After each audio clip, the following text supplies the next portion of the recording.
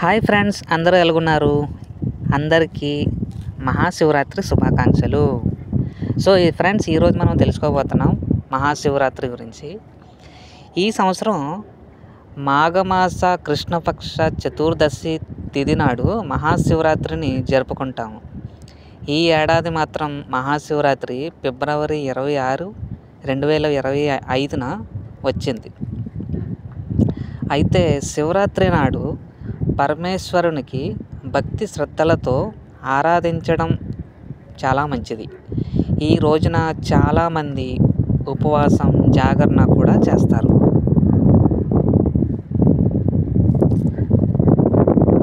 శివరాత్రి నాడు కష్టాల నుంచి బయటపడటానికి, ప్రతిరోజు ఎదుర్కొనే బాధల నుంచి గట్టెక్కడానికి కొన్ని పరిహారాలను పాటించడం చాలా మంచిది. అలాగే మహాశివరాత్రి నాడు కొన్ని పొరపాట్లు చేయకూడదు. అదేంటో తెలుసుకుందాం. ఈ పొరపాట్లు చేసినట్లయితే శివుడికి ఆగ్రహం కలుగుతుంది, సమస్యలు ఎక్కువ అవుతాయి కూడా. శివరాత్రి నాడు చెయ్యకూడని తప్పులు: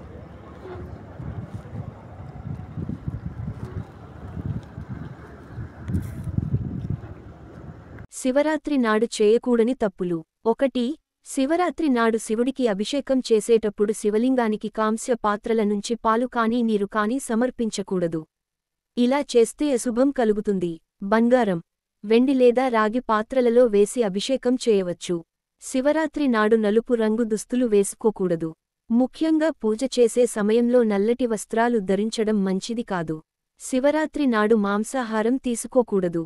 మద్యం, మాంసం, ఉల్లి, వెల్లుల్లికి దూరంగా ఉంటే మంచిది. 2. గుడికి తులసి దళాలని సమర్పించడం కూడా మంచిది కాదు.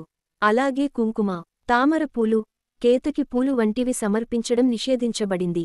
కాబట్టి వాటితో శివలింగాన్ని పూజించొద్దు. శివరాత్రి నాడు చెడు ఆలోచనలని తీసుకురావద్దు. చెడు పదాలను కూడా ఉపయోగించొద్దు. శివారాధనపై ఏకాగ్రతను పెట్టి శివుడిని ఆరాధించడం మంచిది. శివరాత్రి నాడు బియ్యం వంటివి తినకూడదు. శివరాత్రి నాడు కేవలం పండ్లు తిని ఉపవాసం చేయాలి. శివరాత్రి నాడు వీటిని పాటించడం మంచిది. 3. వరాత్రి నాడు శివుడిని ప్రసన్నం చేసుకోవడానికి రుద్రాభిషేకం చేసుకోవడం మంచిది. రుద్రాభిషేకం చేస్తే శివుని అనుగ్రహం కలిగి సుఖసంతోషాలు లభిస్తాయి. 4.